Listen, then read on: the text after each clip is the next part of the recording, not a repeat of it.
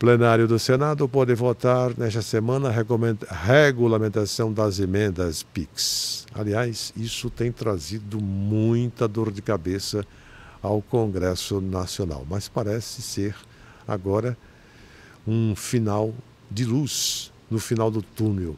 O plenário do Senado Federal pode votar amanhã, quarta-feira, dia 13, hoje são 12, o projeto de lei complementar que regulamenta o pagamento de emendas parlamentares. A medida tenta resolver o impasse sobre o pagamento das emendas individuais impositivas, conhecidas como emendas PIX, e somam 8 bi de bola em 2024.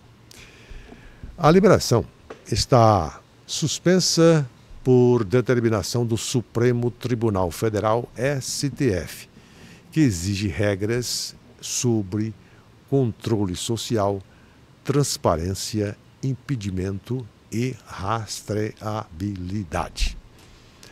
O dinheirinho, agora, ao sair do seu destino principal, Congresso Nacional, Brasília, qualquer outra sede, qualquer outro local, obviamente vai ser realmente para onde é que ele vai ser destinado. A que vai ser destinado? Como? Você tem que oferecer todas essas condições como principal premissa. Aprovado pela Câmara dos Deputados na semana passada, a matéria estabelece regras de transparências e execução de despesas sugeridas por senadores e deputados na Lei Orçamentária Anual, que é a LOA. O PLP 175/2024 foi proposto pelo deputado Rubens Pereira Júnior, do PT do Maranhão. O Senado analisa outra matéria sobre o mesmo tema, o PLP 172/2024, do senador Ângelo Coronel, do PSB da Bahia, relator do projeto do orçamento do próximo ano, PLN 26/2024. A proposição do coronel recebeu mais de 15 emendas e aguarda despacho do presidente do Senado, Rodrigo Pacheco.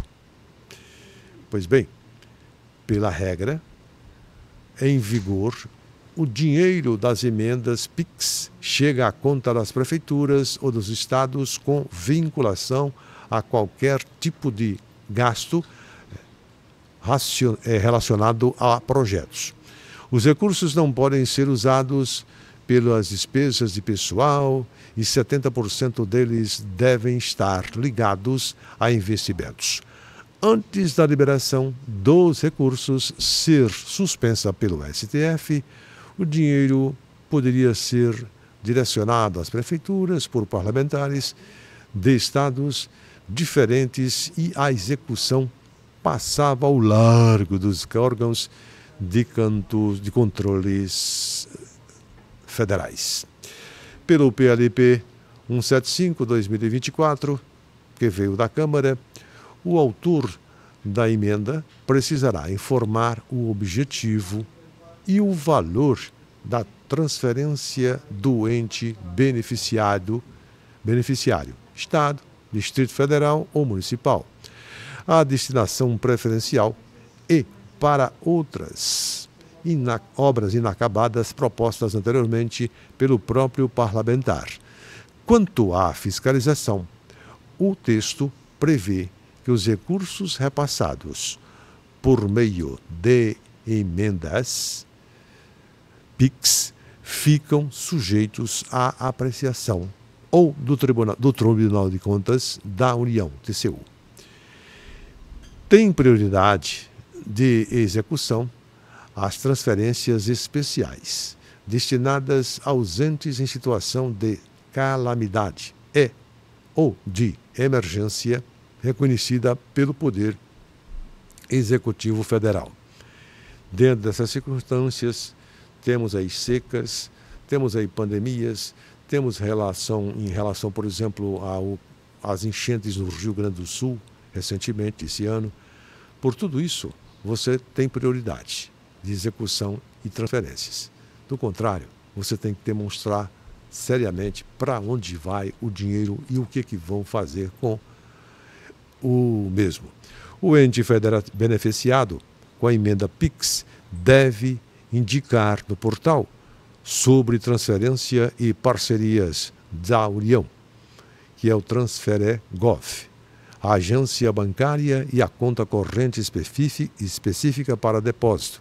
Além disso, precisa comunicar ao TCU, ao respectivo legislativo e aos tribunais de contas estaduais ou municipais em 30 dias o valor recebido, o plano de trabalho do objeto e o cronograma da execução. Então, você vai ter que mostrar verdadeiramente que a situação não é de enganação. O PLP 15175 do 24 contém diretrizes específicas para emendas da bancada, de bancada, individuais e da comissão. O texto fixa um novo parâmetro para se calcular o limite máximo das emendas parlamentares. Pela regra em vigor, elas podem somar até 3% da receita corrente líquida da União no exercício anterior, menos 2% para as emendas individuais e 1% para as de bancada. Pelo projeto aprovado na Câmara dos Deputados, as emendas devem seguir em 2025 o critério da receita líquida. No caso das emendas de comissão, o valor total seria de 11,5 bilhões. A partir de 2026, o limite para as emendas individuais e de bancadas estaduais deve seguir as regras do regime fiscal sustentável previstas por lei, na Lei Complementar 200 de 2023 do novo arcabouço fiscal. A norma estabelece a correção das despesas públicas pelo Índice Nacional de Preços ao Consumidor Amplo, que é o IPCA, certo? Do ano anterior, mais um aumento equivalente a 70% ou 50% do crescimento real da receita primária de 2 anos antes.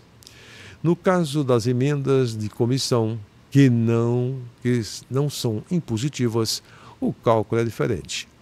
O limite tem como base o valor global do ano anterior, mais o IPCA. Nos últimos 12 meses, encerrados em junho do ano anterior, aquele a que se refere o orçamento votado. Emendas de bancada, vamos a elas. O projeto original previa de 4 a 8 emendas de bancada, segundo o tamanho da população de cada estado. Mas os deputados alteraram a proposta para fixar em 8 emendas para cada bancada estadual. Além dessas 8, podem ser apresentadas até 3 emendas por bancada para dar seguimento a obras já iniciadas. Mas, para isso, o texto exige as obras estejam registradas como projetos de investimento previsto na Constituição, que tem duração de mais de um exercício financeiro.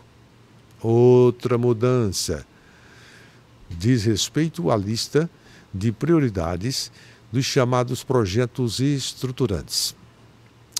Em vez de uma decisão do Poder Executivo, o PLP 1752/24 atribui essa definição à Lei de Diretrizes Orçamentárias, a LDO. Conforme o texto, a bancada não pode designar recursos genericamente em uma programação que contemple projetos com obras distintas em vários entes federados, mas há uma exceção: as obras localizadas em regiões metropolitanas ou em regiões integradas de desenvolvimentos.